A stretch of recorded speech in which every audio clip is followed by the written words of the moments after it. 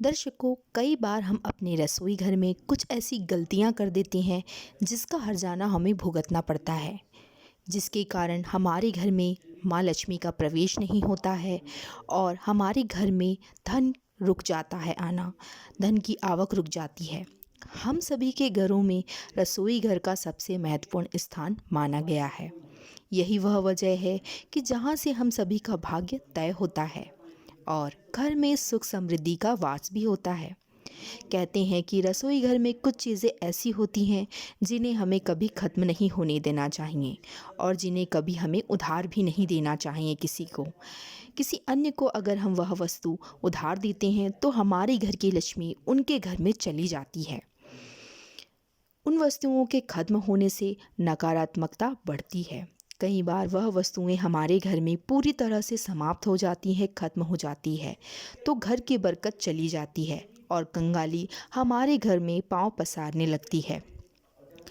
हालांकि इन बातों का कहीं ना कहीं धार्मिक महत्व और वैज्ञानिक महत्व बताया गया है, मगर फिर भी काफ़ी समय से लोग इन बातों को मानते आ रहे हैं। तो आज मैं आपको कुछ ऐसी ही बातें बताने वाली हूँ, आपके रसोई घर से जुड़ी कुछ ऐसी अनोखी बातें बताने वाली हूँ जिन्हें आप शायद नहीं जानते होंगे और भूलवश आप वह गलतियाँ कर देते होंगे। ऐसे में आपको माँ लक्ष्मी का हर्जाना भुगतना पड़ सकता है। नमक। रसोई घर में नमक ना हो तो खाना ही नहीं बन सकता। कुछ लोग डिब्बे में भरे नमक को पहले ख़त्म कर लेते हैं और फिर उसमें नया नमक डालते हैं। हमें ऐसा कभी नहीं करना चाहिए। जब भी हमारा नमक ख़त्म होने लगे तो हमें उसमें दोबारा भर देना चाहिए। अगर नमक पूरी तरह से ख़त्म हो जाता है उस डिब्बे में तो माँ लक्ष्मी हमारे घर से चली जाती है। ऐसा माना जाता है, ज्योतिष के में नमक को राहु का पदार्थ माना गया है। रसोई में नमक के खत्म होने से राहु की कुदृष्टि आप पर पड़ती है और घर पर बुरी दृष्टि पड़ने लगती है और फिर आपके सारे काम बिगड़ने लगते हैं और आपको आर्थिक तंगी का सामना करना पड़ता है। ऐसा इसीलिए होता है कि हम अपने रसोई घर में जो नमक का डिब्बा है उसे पूरी तरह खाली कर देते हैं। ऐसा हमें कभी भी नहीं करना चाहिए। जैसे ही वह आधे से कम हो हमें उसे दोबारा भर देना चाहिए नमक से, ताकि माँ लक्ष्मी हमसे रुष्ट ना हो। ध्यान रखिए कि रसोई में नमक का डिब्बा खाली ना होने दें। वही इस बात पर भी गौर करें कि कभी भी किसी दूसरे के घर से नमक हमें नहीं मांगना चाहिए और ना ही हमें किसी को नमक अपने घर का देना चाहिए।